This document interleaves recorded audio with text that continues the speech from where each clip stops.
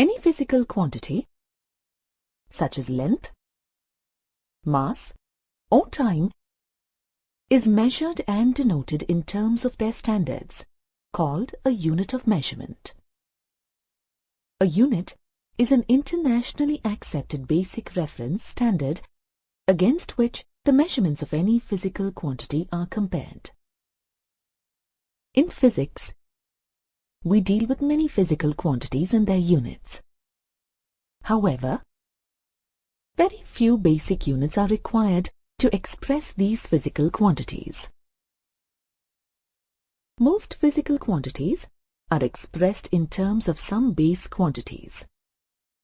These base quantities are referred to as fundamental quantities. For example, distance, which is a measure of length, is a fundamental quantity. It's the same with time. The other quantities, which are expressed in terms of their fundamental quantities, are called derived quantities. For example, area or volume, which is expressed in terms of multiples of length, is a derived quantity. Similarly, speed is a derived quantity as its measurement depends on distance and time. The units of fundamental or base quantities are called base units or fundamental units. The units of derived quantities are expressed as a combination of base units. Such units are called derived units. Base units and derived units together make up a system of units. A system of units is a generally accepted set of units of measurement. Until recently, three major systems of units were in use in different countries based on the units of three fundamental quantities, namely length, mass, and time. Among these were the CGS system, which stands for centimeter, gram, second, and FPS, which stands for foot, pound, second, respectively. These units are adopted by Britain, and hence the system is referred to as a British system. The third system of units is the MKS system, which stands for meter, kilogram, and second.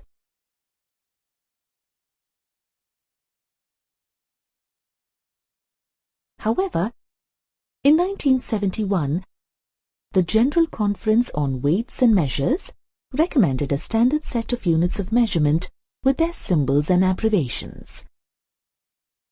This system is known as Système International des Units, French for International System of Units, abbreviated as SI.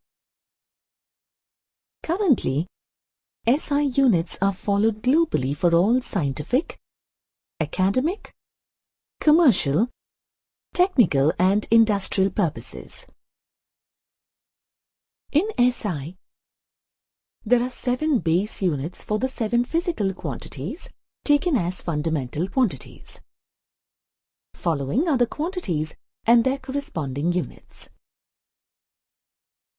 Length is measured in meters, denoted by the small letter m. Meter is the length of the path travelled by light in a vacuum during a time interval of approximately 300 millionth of a second. Mass is measured in kilograms, denoted by the small letters kg. Kilogram is equal to the mass of the international prototype of the kilogram, a platinum iridium alloy cylinder kept at International Bureau of Weights and Measures at Sèvres, near Paris in France. Time is measured in seconds. denoted by the small letter s. A second is the duration of approximately 9 billion periods of the radiation corresponding to the transition between the two hyperfine levels of the ground state of the cesium-133 atom. Electric current is measured in ampere, denoted by the capital letter A. An ampere is that constant current which, if maintained in two straight parallel conductors of infinite length, of negligible circular cross-section and placed 1 meter apart in a vacuum, would produce between these conductors a force equal to 2 multiplied by 10 raised to the power -7 Newton per meter length of the conductor. Thermodynamic temperature is measured in Kelvin, denoted by the capital letter K.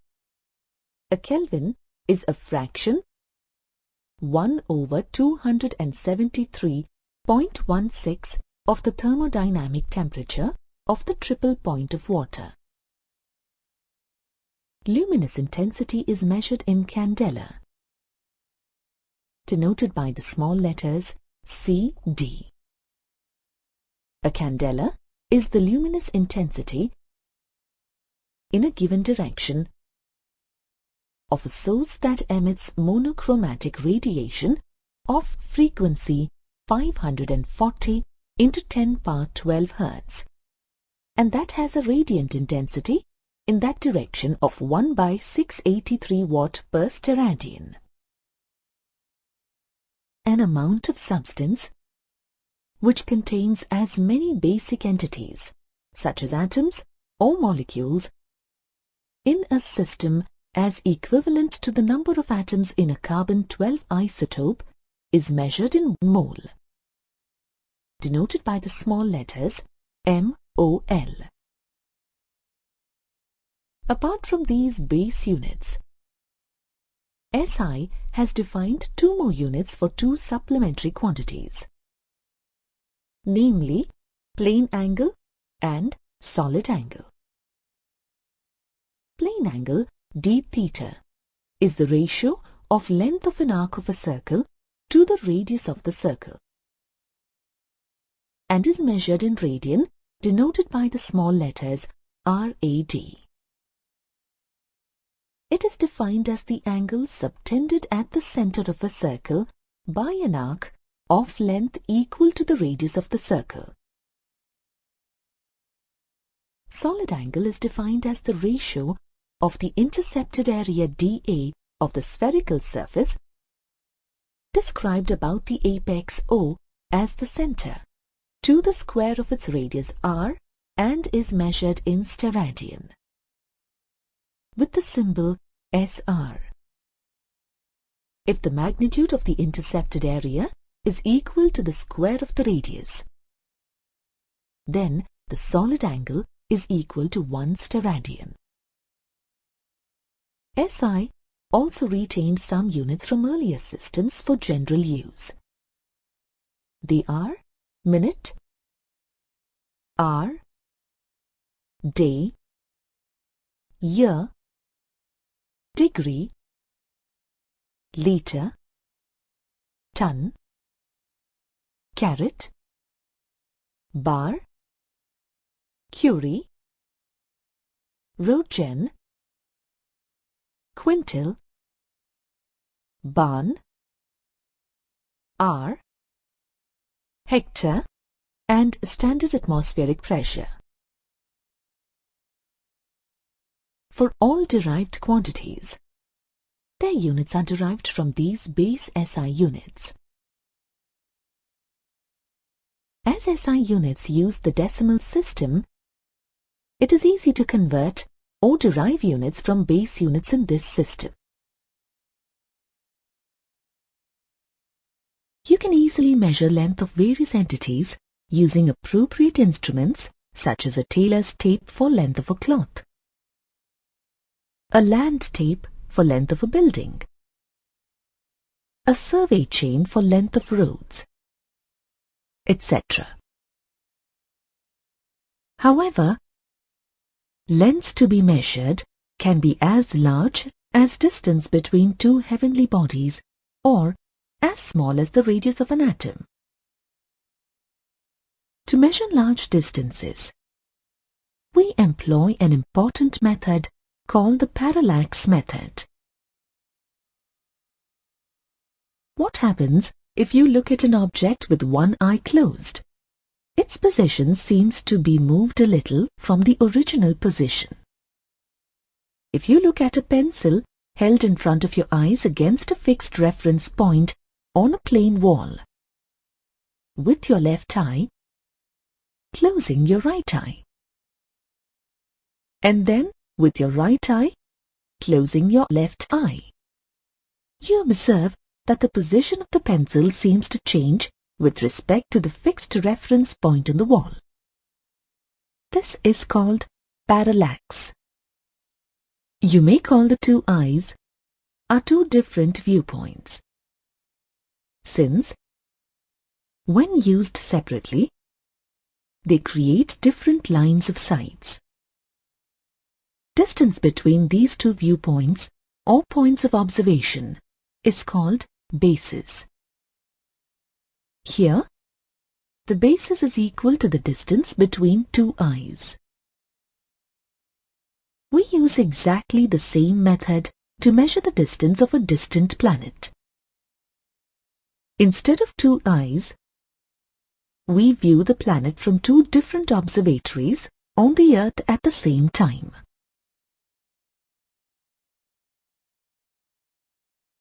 Let X and Y be two observatories viewing the planet S from two locations on the Earth. Thus, XS and YS are the lines of sight of the planet from the two observatories respectively.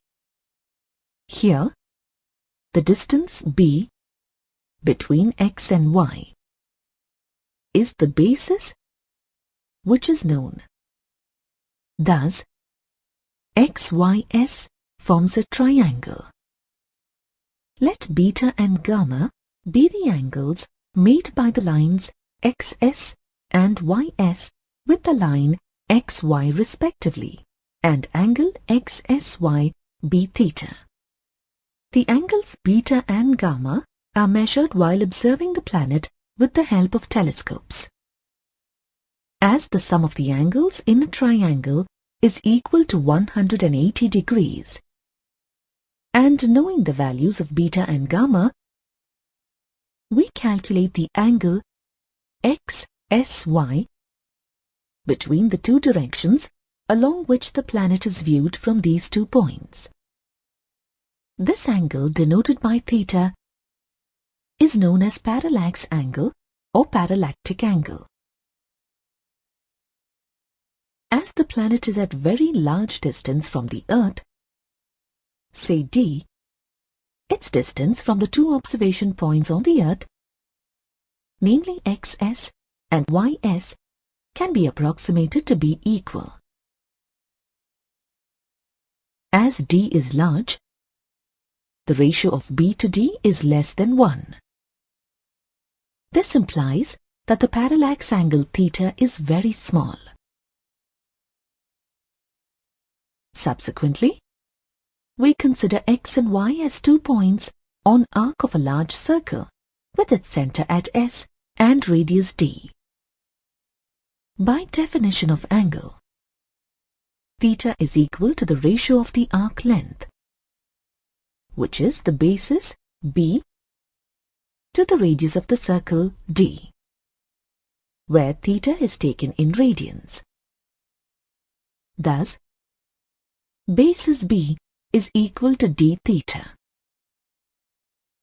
This implies that the distance of the planet D from the Earth is the ratio of B to theta. As we measure the distance of a faraway planet from the Earth, we can also measure the size or angular diameter d of the planet. If d is the diameter of the planet, and alpha is the angle subtended by the planet's diameter at the Earth, we have alpha equal to d by d, or d is equal to d alpha, where alpha is in radians. The angle alpha can be measured from a single location on the Earth.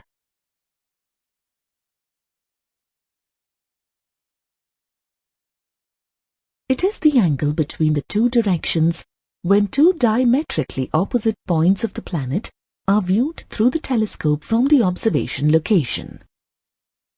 For the purpose of these measurements, you must know the conversion of degrees into radians. 1 degree or 60 minutes is equal to 1.75 into 10 power minus 2 radians. 1 minute or 60 seconds is equal to 2.91 into 10 power minus 4 radians. 1 second is equal to 4.85 into 10 power minus 6 radians.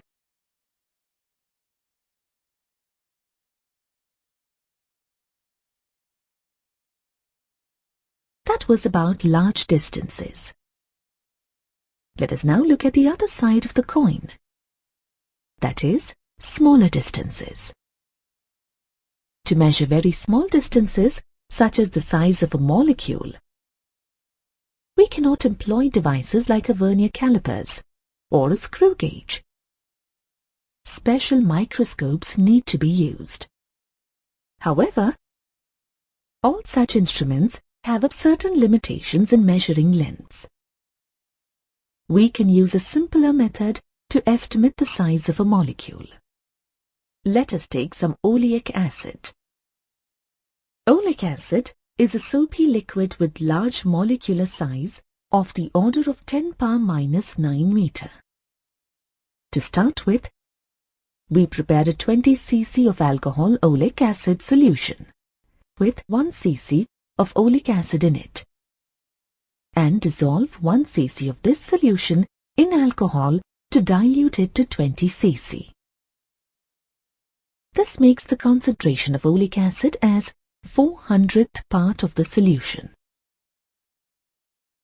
Next, we take water in a large trough and sprinkle some lycopodium powder on its surface. Lycopodium powder is a yellow tan powder that spreads uniformly throughout the surface of water, forming a thin layer. Then, put 1 drop of alcohol oleic acid solution in this trough. The oleic acid drop spreads into a thin, large and roughly circular film of molecular thickness on water surface. By pushing away the lycopodium powder from the point where the drop is dropped on the surface, this makes the circular film of the acid drop identifiable on the water surface. Quickly, we measure the diameter of this circular film to determine its area, A. Let the approximate volume of a drop of solution dropped on the surface of water in the trough be V centimeter cube. As the concentration of oleic acid is 1/400 in the solution, the volume of oleic acid in each drop of the solution is V/400 centimeter cube. Since only 1 drop of solution is put in the water, the volume of oleic acid on the thin film is equal to the volume of the drop, that is, V/400 centimeter cube. Now that we have the area and volume of the thin circular film, we can get its thickness, T, as the ratio of volume to area. T is equal to V/400 a centimeter. If we assume that the film is monomolecular, as the concentration is very low, the thickness of film becomes the size of a molecule of oleic acid. We learnt how to measure a tiny molecular distance or a massive stellar distance. There are various scales of measurement in this range. A brief chart of the measurable distances is shown here.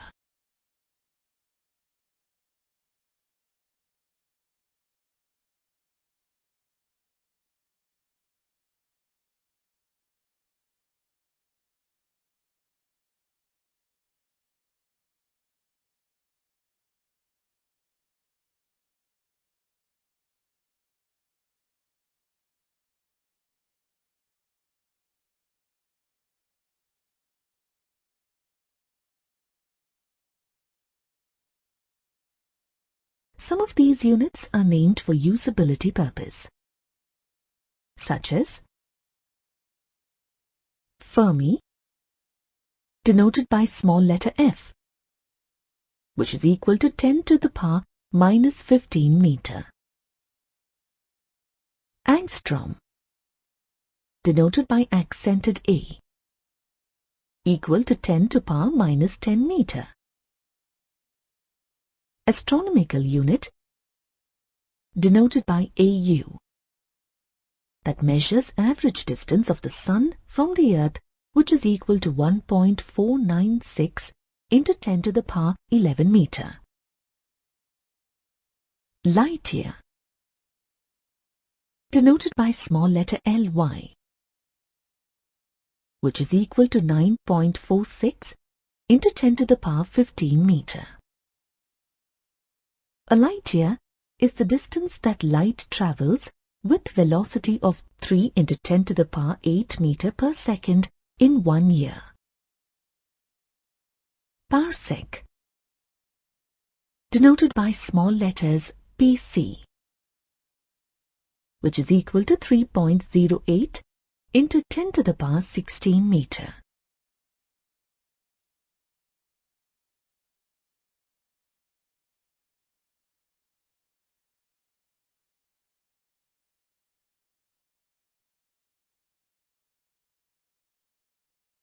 Mass is the basic property of matter and a fundamental unit of measurement, since its measurement does not depend on any other physical quantity.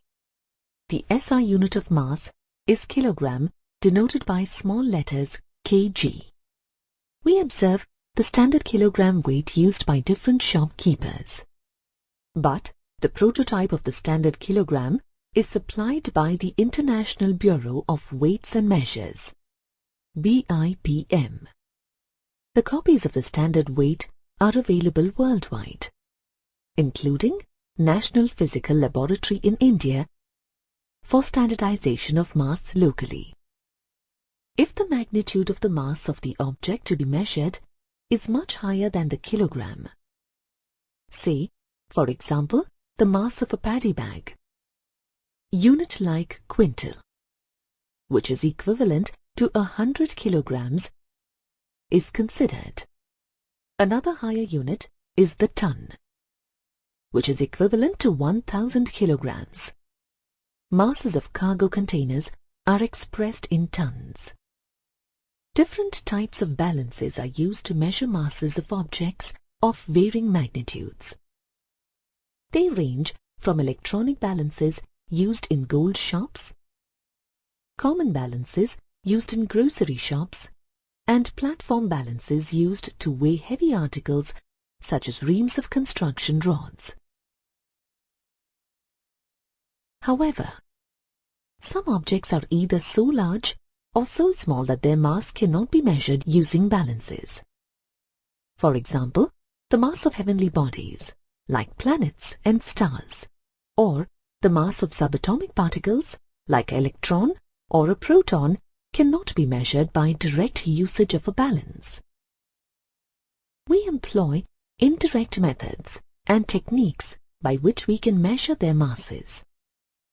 For example, the mass of heavenly objects can be estimated using Newton's universal law of gravitation, which you will learn later in the course.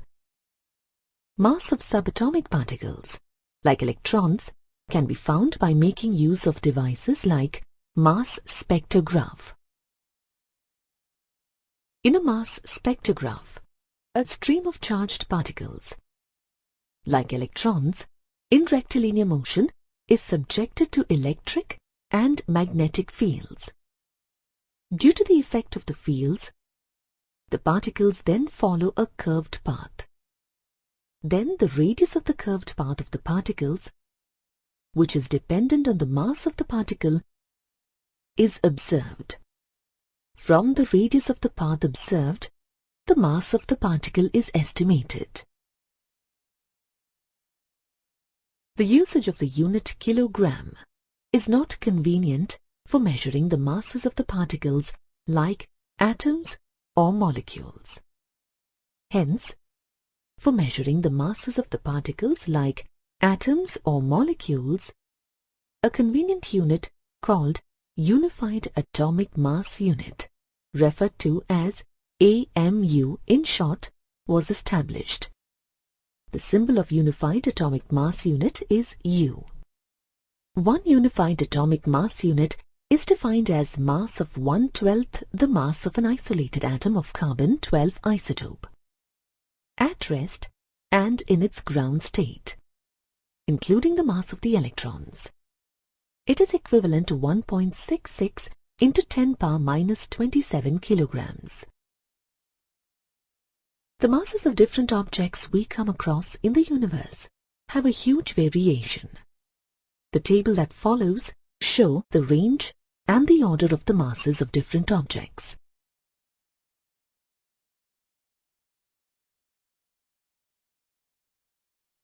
Measurement of time is of utmost importance for us in our day-to-day life and even in the history of science.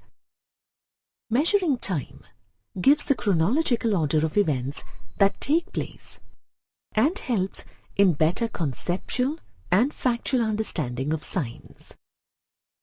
Measuring time is measuring the time interval between two events. For example, in a marathon race, the time interval between the instant of start of the race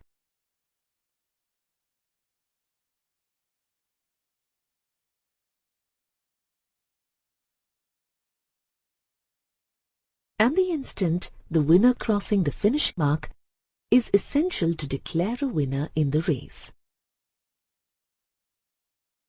The ordinary watches, the devices that we normally look at to know time, do not help in deciding the winner, as the events of two persons crossing the finish mark can vary in a fraction of seconds.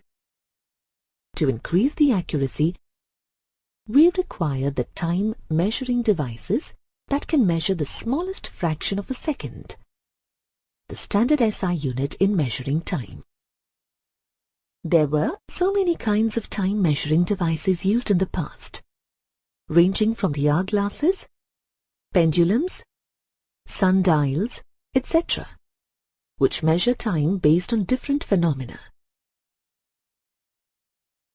To have the most accuracy in measuring time, now we use an atomic standard of time, which is based on the periodic vibrations produced in a cesium atom.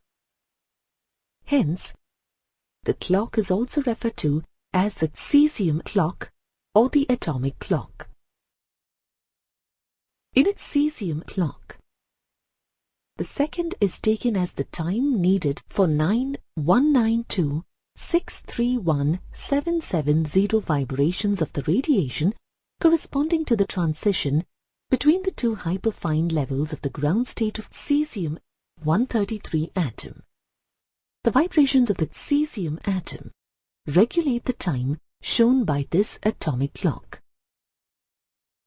just as the vibrations of a balance wheel regulate the time shown by an ordinary wristwatch.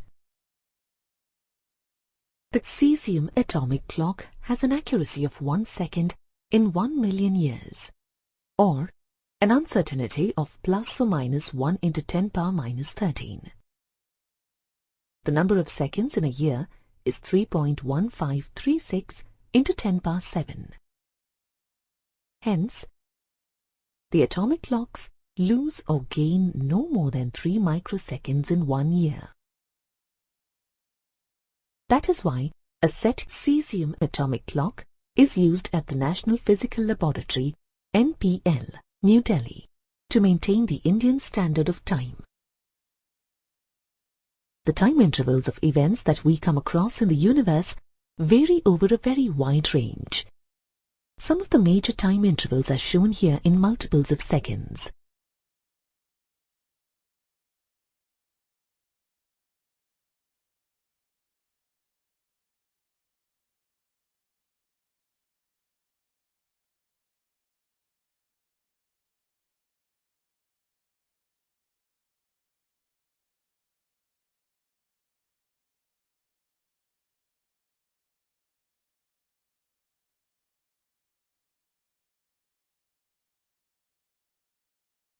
In measurements, accuracy and precision are two important terms. For example, if 5 darts are thrown and all hit the bullseye, each throw is said to be accurate and precise. Accuracy is the degree of closeness of the measured value to the true or actual value. How close the darts land to the center of the bull's eye determines the accuracy of the throw. Precision is the degree of resolution of a measured value when the same quantity is measured with different devices. If all 5 darts land at the same point, then the throws are said to be precise. Take, for example, an object whose absolute length is 32.56 mm is measured using 2 different instruments. Using the first instrument with a resolution of 1 mm, we obtain the measurement as 32 mm. Let us call this measurement M1. Using the second instrument, with a resolution of 0.1 mm, we obtain the measured value as 32.5 mm. Let us call this M2. Here, M2 is more accurate as it is closer to the object's true value than M1. Also, M2 is more precise as the resolution of the instrument used is greater than that of the first one. Any quantity that is measured should be accurate and precise, especially in science and technology. In reality, however, measured values carry uncertainty. This uncertainty is called an error. Errors are classified as systematic errors and random errors. A systematic error is a unidirectional error. That is, it is either positive or negative. A systematic error can occur due to an imperfect instrument, a faulty measurement technique, or incorrect process of measurement. Errors may occur due to the use of an imperfect instrument for measurement. Such errors are known as instrumental error. For example, if the needle of a simple balance is skewed or bent, it always shows a weight that is more or less than the actual weight of the object being weighed. Errors may occur due to an imperfection in an experimental technique or procedure adopted while measuring. For example, keeping a thermometer under the armpit will not measure the body's exact temperature as the mercury bulb is exposed to external factors such as air in the room, humidity, etc. Errors may also occur due to an incorrect technique or procedure being followed while measuring values. Such errors are called personal errors. Parallax is one such error.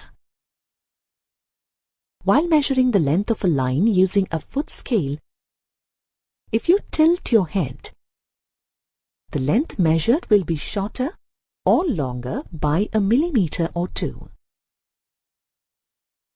Systematic errors can be minimized or eliminated by using a perfect measuring instrument and by improving the technique or procedure of measurement. Random errors are akin to what they are called random. These errors vary in terms of sign and size. That is, they can be either negative or positive, and the quantum of error varies in absolute terms.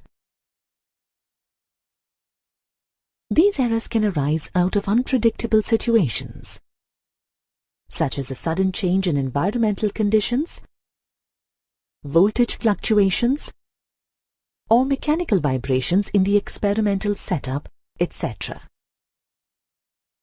Random errors can be minimized or eliminated by ensuring that measurements are taken under stable conditions and using properly set up instruments.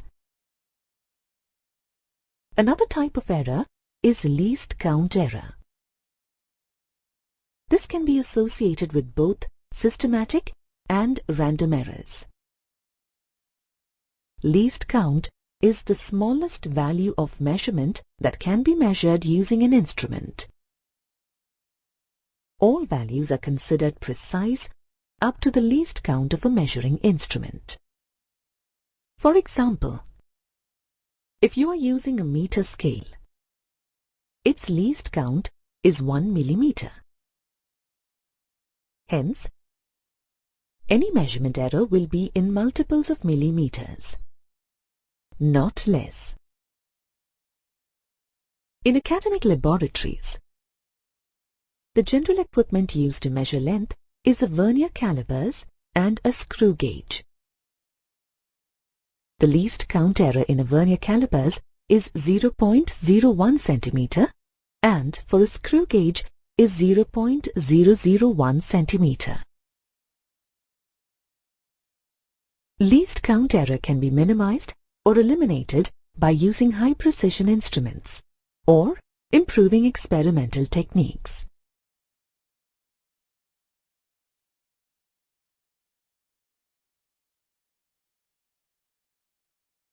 Another way to reduce such errors is to repeat the measurements and take the arithmetic mean to bring the measured value closer to the actual one.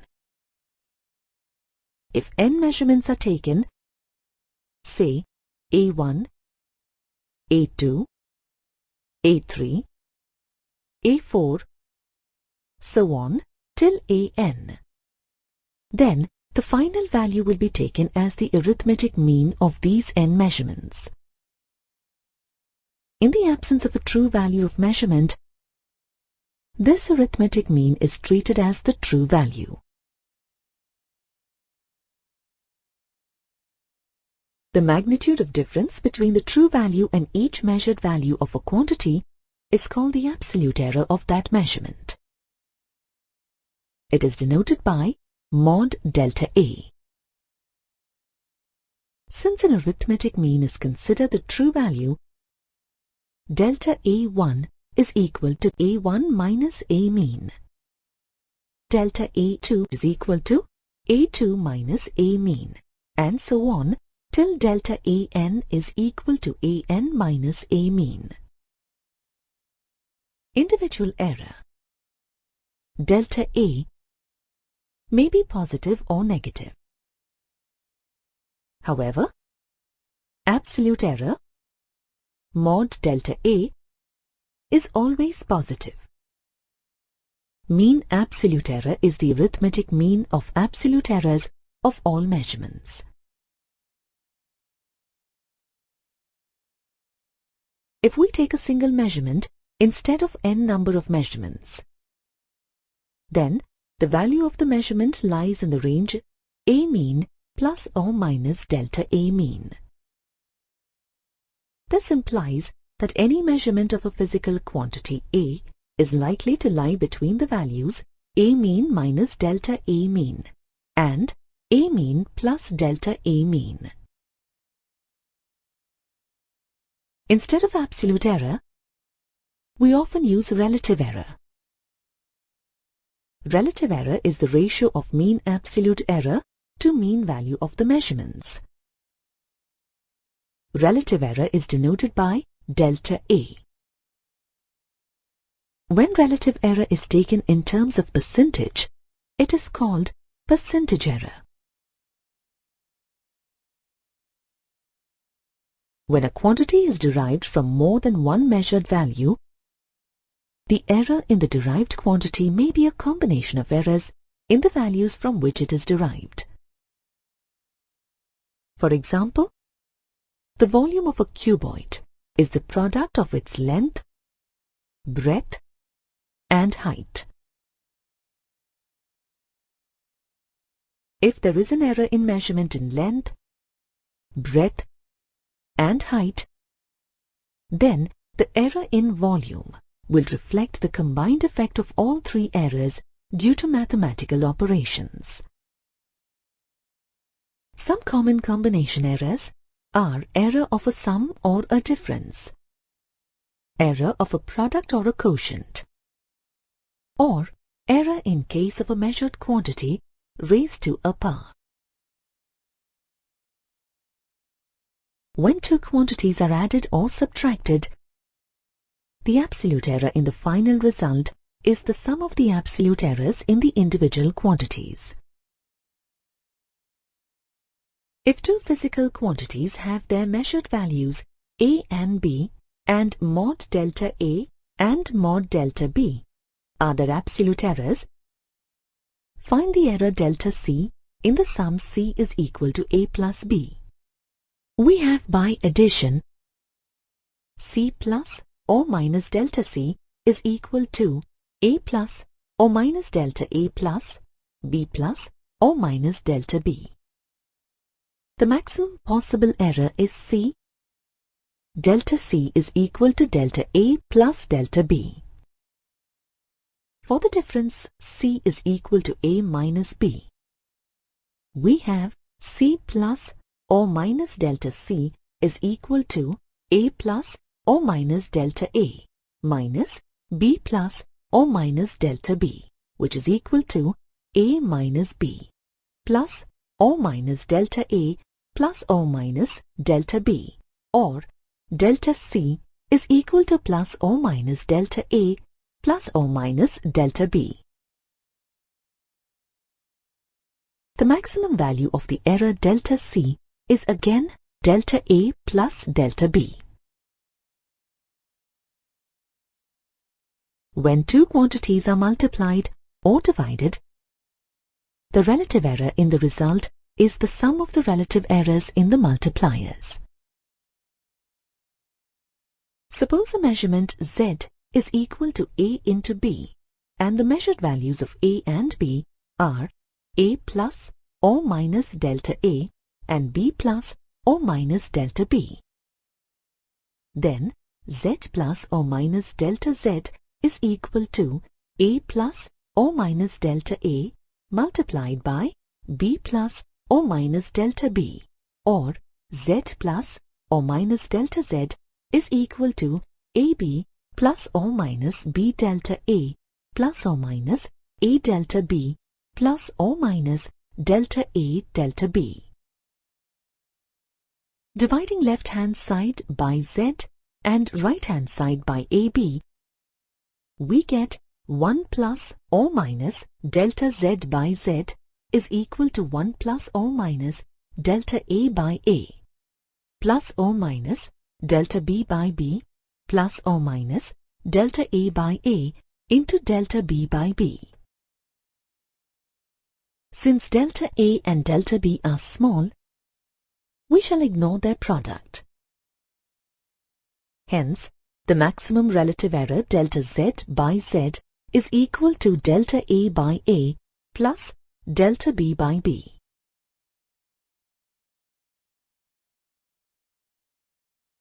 This holds true for division as well.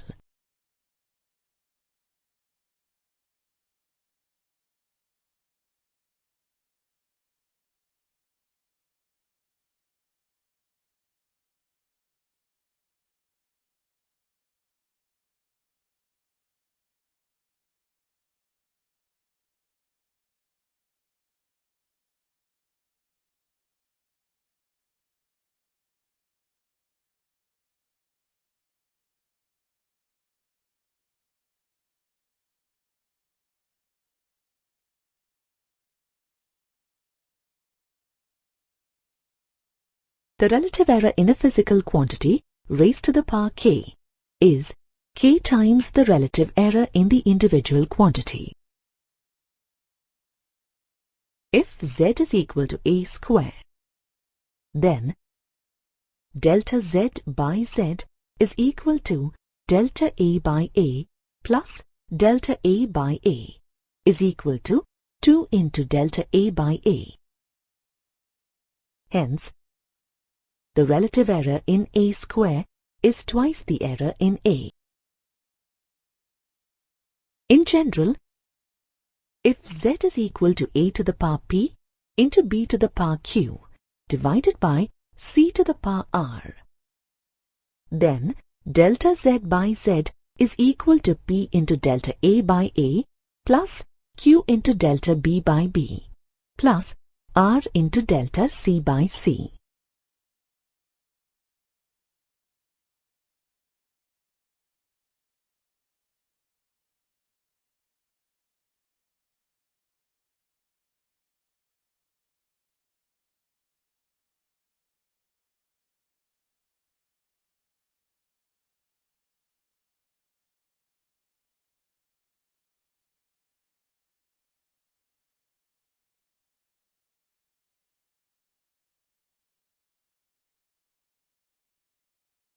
Whenever we measure the length or weight of an object, we note the measurement in the form of numbers. Here's a brick. Let's measure its length. Observe that the length is between 15.4 centimeters and 15.5 centimeters.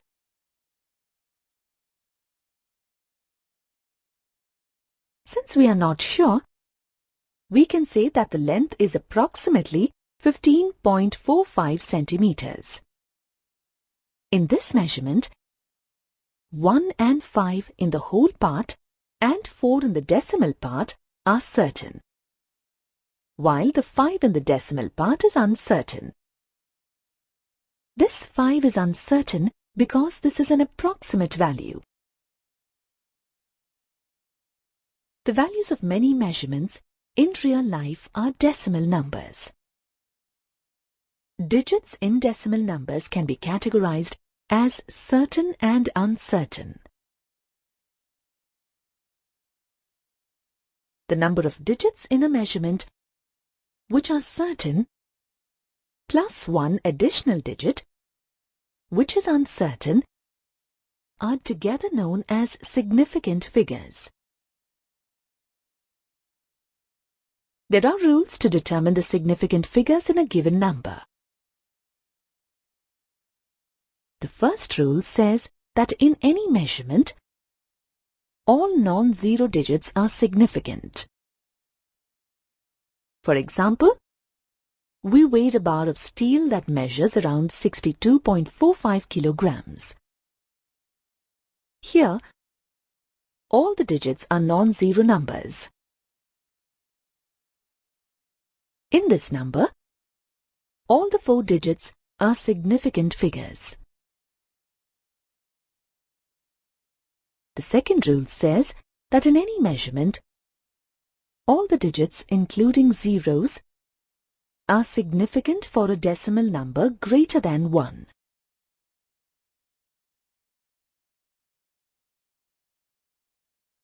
Here, we have the length of a water hose which measures 6.407 meters. This number is greater than 1. There are 4 significant figures in this number. The third rule says that in any measurement, if the decimal number lies between 0 and 1, the zeros to the right of the decimal point, but left to the first non-zero digit, are non-significant figures. Consider any number. Say 0.006452. Observe that there are 2 zeros between the decimal point and the first non-zero digit, that is, 6. These zeros are non-significant figures. Hence, the significant figures in this number are 6, 4, 5, and 2. Therefore, the number of significant figures is 4. The fourth rule states that if the measurement is a whole number, then the case becomes ambiguous if there are zeros to the left of an understood decimal point, but to the right of a non-zero digit. To remove this ambiguity, the number should be reported in scientific notation. That is, a into 10 raised to power b. For example, let's take a number 2507000. This is a whole number. According to rule number 1, there are 7 significant digits in this number. However, in this number, there is an understood decimal point, which is usually not written. The rightmost non-zero digit in the number is 7. There are 3 zeros between the 7 and the understood decimal point. We can report this in scientific notation as 2.507 into 10 raised to power 6. Now, the number of significant figures in this number is 4, since 2.507 is greater than 1. The fifth rule says that in any measurement, all the final zeros in a decimal number obtained by rounding off a decimal to a given number of decimal places are significant. For example, let's take the number 9.8982. There are 5 significant figures in this number. Let's round off the number to 2 decimal places. The resultant number 9.90 has the digit 0. But this number is greater than 1. Therefore, 0 is also a significant number. The number of significant figures in this number is 3.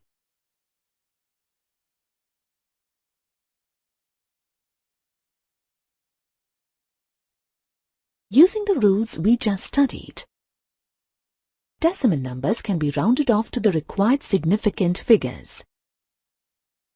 There are certain rules to round off the uncertain digits in a given number.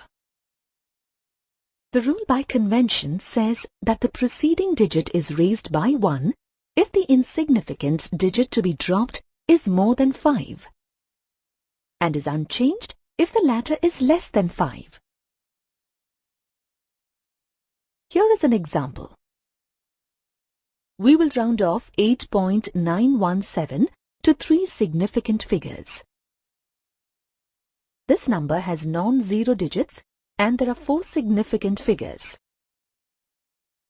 In the decimal place, we will round off 7, resulting in the number 8.92. Here is another example. Round off 7.9342 to 4 significant figures. This number has non-zero digits and there are 5 significant figures. In the decimal place, we will round off 2, resulting in the number 7.934 as the number to be dropped, which is 2 is less than 5. Now, consider 2 numbers 3.945 and 3.975. Let us round them off to 3 significant digits. In this case, the insignificant digit to be dropped is neither greater than nor less than, but is equal to 5 in both the given numbers. To do this, we have another convention. which states that if the preceding digit is even, the insignificant digit is simply dropped, and if it is odd, the preceding digit is raised by 1. Thus, the answers are 3.94 and 3.98 for the rounded off numbers as shown.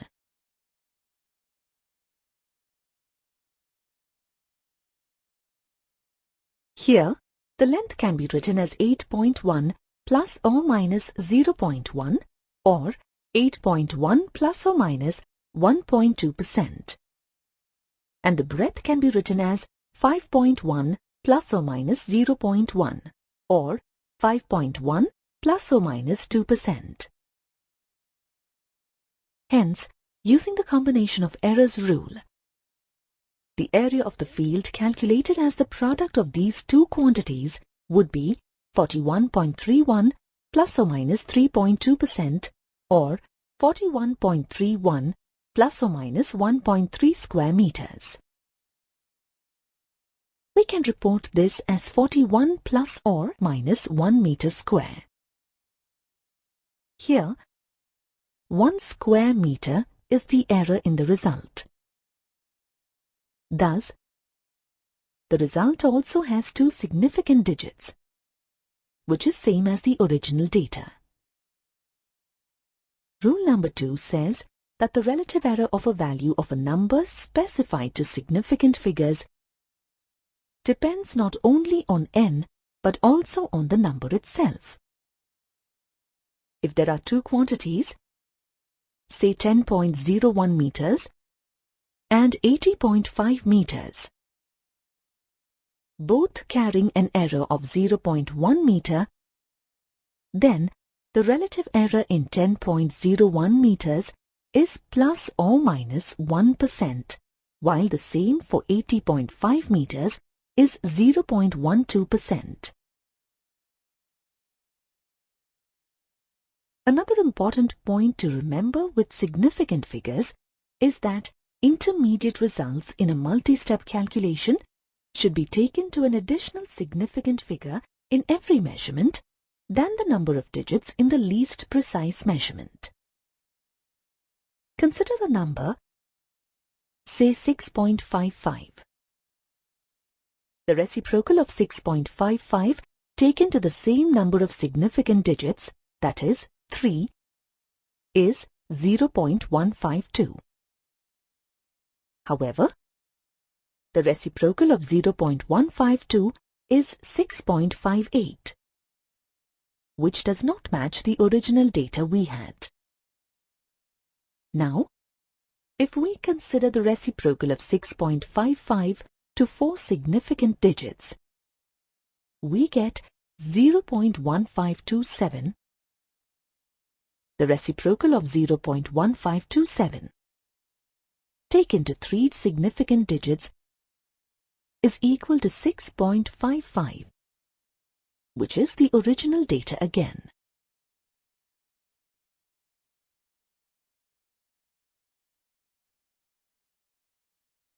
We learnt earlier about different physical quantities, of which 7 are considered fundamental according to the SI system of measurements, while the others are derived physical quantities.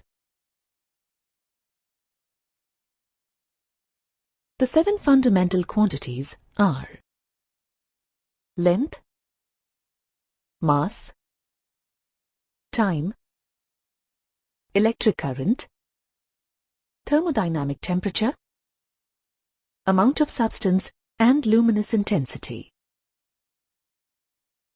These are also referred to as base quantities. All other physical quantities can be conveniently derived from these base quantities. Thus, we have relationships between fundamental quantities and derived quantities. Therefore, when a derived quantity is expressed in terms of base quantities, the resultant expression is the product of different powers of the base quantities. For example, consider the quantity force. Force is product of mass and acceleration. Mass is a base quantity, and acceleration is the derived quantity, which is the ratio of change in velocity to time. Velocity, which is also a derived quantity, is the ratio of displacement to time. Displacement, in basic terms, is length. Thus, velocity can be expressed as the ratio of length to time.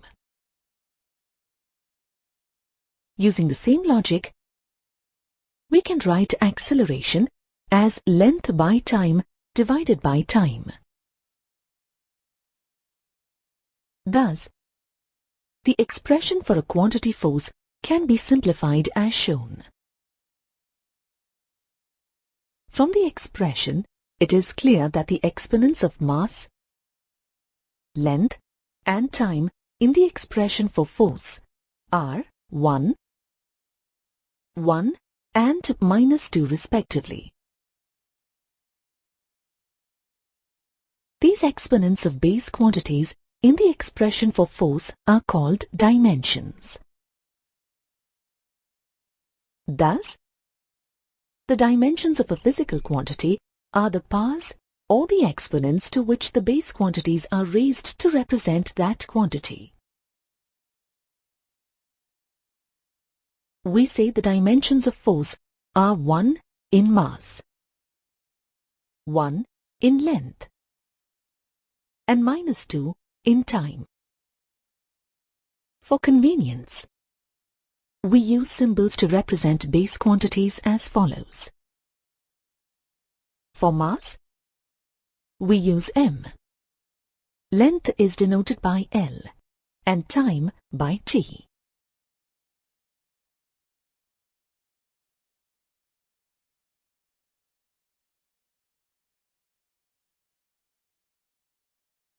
The other four base quantities are represented by symbols of their SI units, namely electric current by I, thermodynamic temperature by K, amount of substance by mole, and luminous intensity by CD.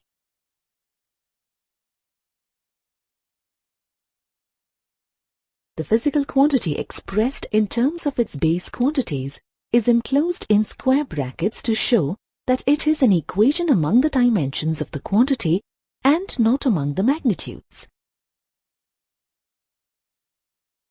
Thus we can write the expression for force as force is equal to mLT power -2 as shown.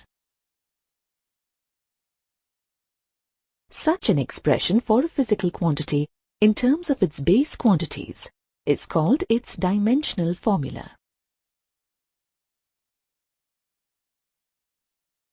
An equation which equates the quantity with its dimensional formula is called a dimensional equation. Of the 7 base quantities in the SI system, we see that only 3, namely mass, length, and time, exist in the dimensional formula for force. Thus, we can say that the dimensions of all the other 4 base quantities in the expression for force are equal to 0. In mechanics, most derived quantities are related to only the 3 base quantities of the 7, namely mass, length, and time.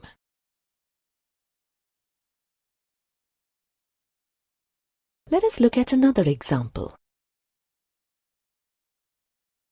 Let us find the dimensional formula for pressure, which is equal to force per unit area.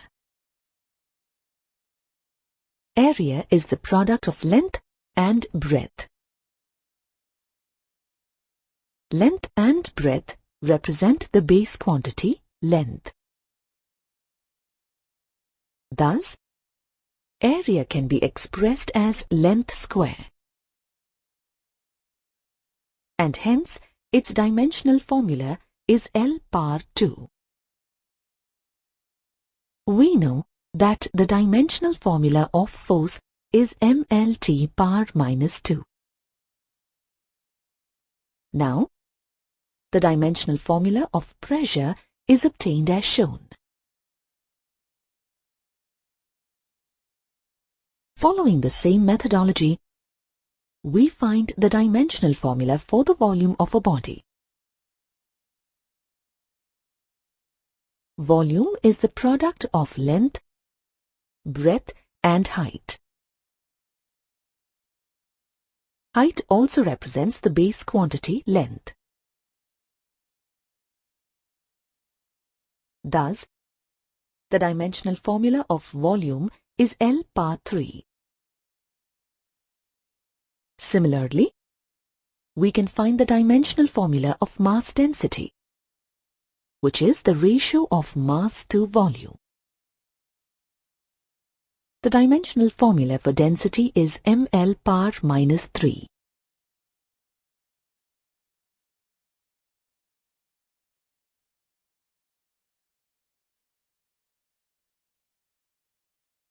So far, we have discussed derived physical quantities, namely force, pressure, and density. These quantities have units, namely Newton, Pascal, and kilogram per meter cube, respectively. But there are certain derived physical quantities that do not have units.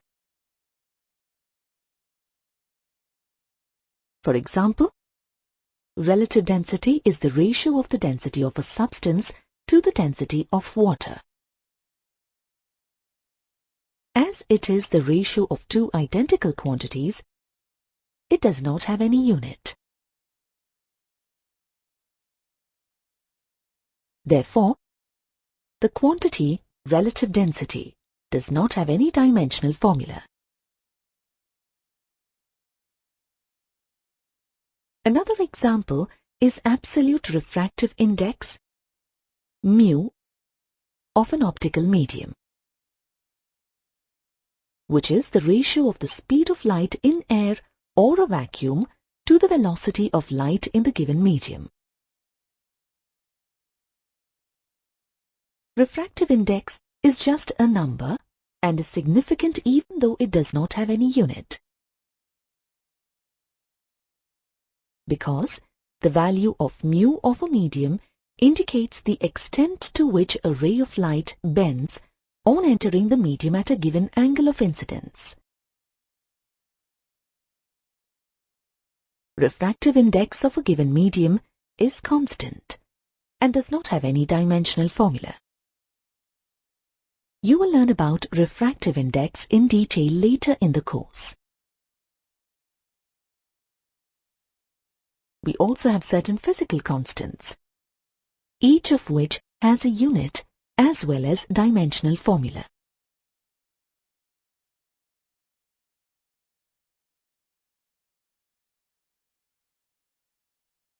For example, the universal gravitational constant G is a constant whose value is 6.67 into 10 power minus 11 Newton meter square per kg square and is denoted by the expression G is equal to force F into distance d square by mass m square.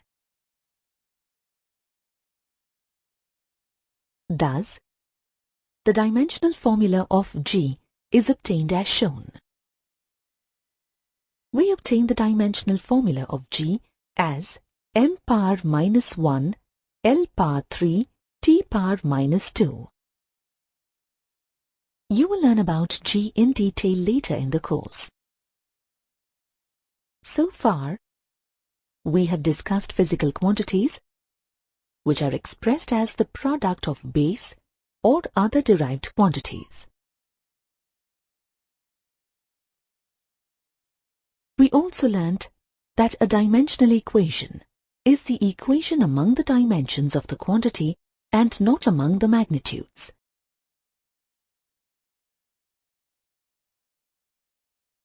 But we may encounter situations where we need to add or subtract different terms involving base quantities.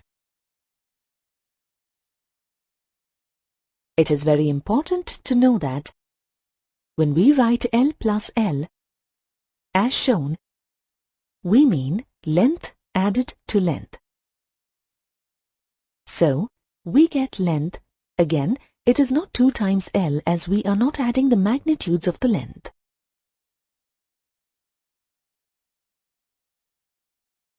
Similarly, if velocity is subtracted from velocity, we get velocity. Thus, Lt power minus 1 minus Lt power minus 1 equals Lt power minus 1. The table shows the list of some of the physical quantities and their dimensional formulae. You will learn about the applications of dimensional formula later in the course.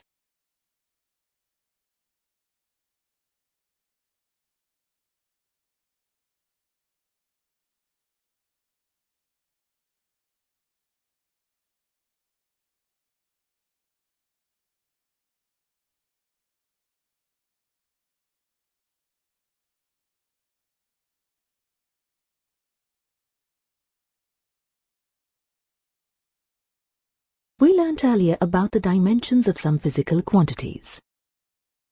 The dimensions of a physical quantity are the powers or the exponents to which the base quantities are raised to represent that quantity.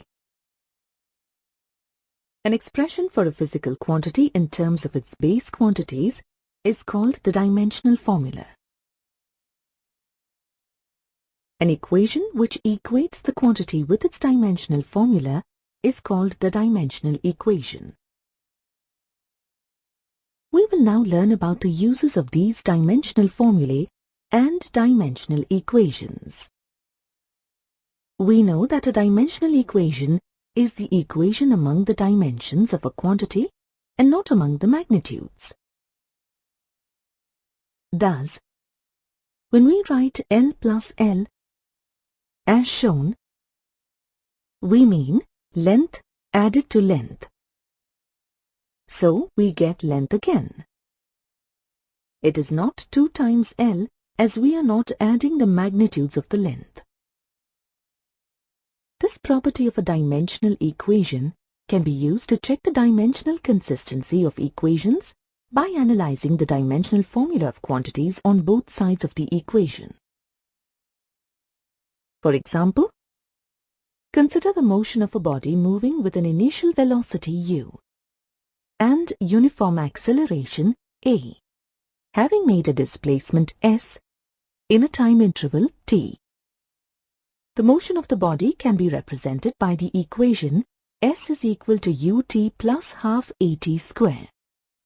Let us now verify the consistency of this equation using dimensional analysis. On the left-hand side of the equation, we have displacement s. This is basically length and its dimensional formula is L. On the right-hand side of the equation, we have 2 terms, each involving the product of 2 different quantities. The first is ut and the second is half at square. When the magnitudes of 2 or more physical quantities are multiplied, their dimensions are also treated in the same manner as done with ordinary algebraic symbols.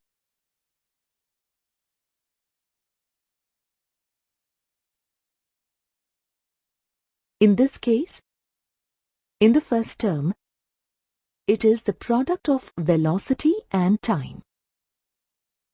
The product of the dimensions of these quantities is Lt power minus 1 into t, as shown. On simplification, we get L. The second term on the right-hand side of the equation is half at square. Half is a constant and thus does not have any dimensions. In the first term, it is the product of acceleration and time square. The dimensions of A are Lt power minus 2 and that of t are t. Thus, the dimensions of at square are as shown. Taking the dimensional formula of the physical quantities in both the terms on the right-hand side of the equation, substituting their corresponding dimensions and simplifying, we find it is equal to L, which is the dimension of length as obtained on the left-hand side of the equation. Thus, the dimensions of the quantities on both sides of a given equation are the same. This proves that the equation is correct. It is very important to note that physical quantities represented by symbols on both sides of a mathematical equation must have the same dimensions. This principle is called the principle of homogeneity of dimensions and is useful in checking the accuracy of an equation.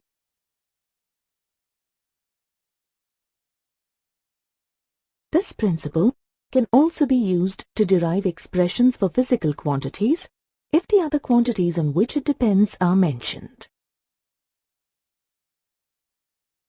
For example, we can derive an expression for the time period of a simple pendulum,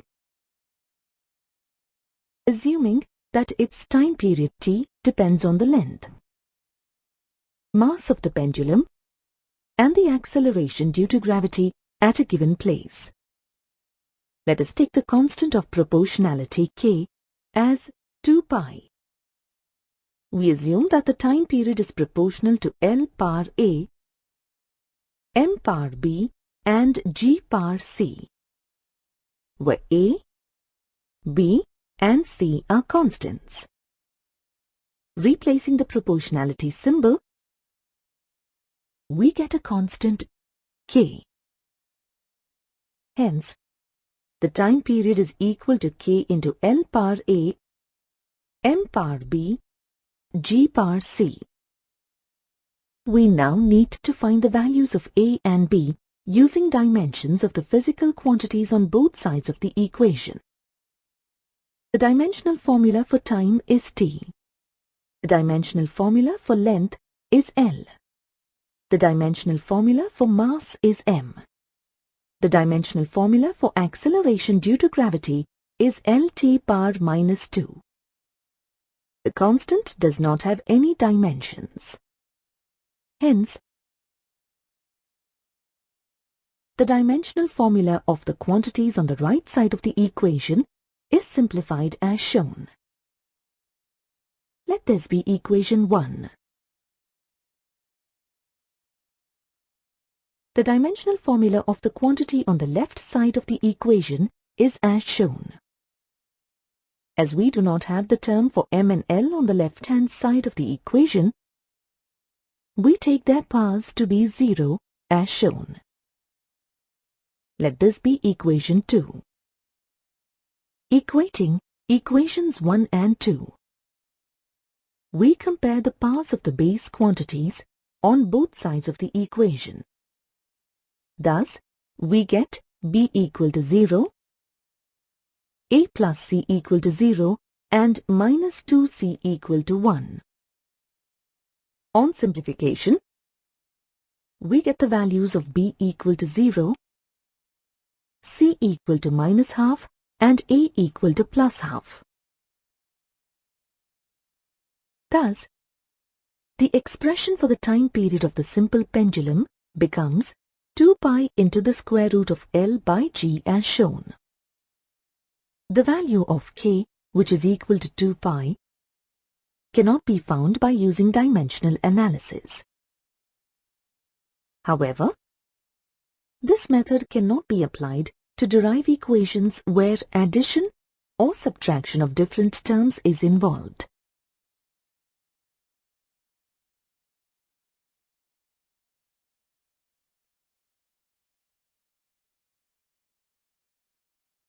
For example, we cannot derive the equation S is equal to ut plus half at square using dimensional analysis, even though we checked its dimensional consistency. Dimensional equations can be used to convert units of a given physical quantity from one system to another, and to thus find the conversion factor. For example, consider the physical quantity force. The dimensional formula of force is mLT power minus 2. The SI system of unit of force is Newton, and its CGS unit is dyne. Hence, 1 Newton is equal to 1 kilogram into 1 meter into 1 second power minus 2. Similarly, 1 dyne is equal to 1 gram into 1 centimeter into 1 second power minus 2. Now, we divide 1 Newton by 1 dyne and then find the ratio of Newton to dyne as shown. Thus, 10 power 5 is the conversion factor to convert Newton to dyne. Dimensions are generally used as a basic test to check the consistency of an equation, where there is a doubt regarding its correctness. However, this test cannot be completely relied upon, especially in the case of dimensionless quantities or functions. Dimensionless constants cannot be obtained by this method. For example, the arguments of some dimensionless functions such as trigonometric, logarithmic, and exponential functions cannot be obtained using dimensional analysis. The ratio of similar quantities results in a pure number, which is again dimensionless. For example, angle is the ratio of arc length to radius, which is length divided by length. Absolute refractive index of a medium is the ratio of the speed of light in a vacuum to that in a given medium, which is the ratio of speed to speed. The test of consistency of dimensions not only tells us the consistency of units, but also helps the user ignore the units to be mentioned and conversions among multiples and submultiples of units. If an equation is put to the consistency test using dimensional analysis, and if the equation fails, it means that the equation is proved incorrect. If the equation passes the consistency test, it does not mean that the equation is correct. Thus, an equation proved to be dimensionally correct need not be an exact equation, but an equation that is proved to be wrong dimensionally must be a wrong equation. The dimensional analysis method is very useful in drawing relationships between various interdependent physical quantities. This analysis can only test dimensional validity, but not the exact relationship between the physical quantities in any given equation. The dimensional method cannot differentiate between physical quantities which have the same dimensions. For example, even though the quantities energy and torque have the same dimensions, they are completely different in every sense.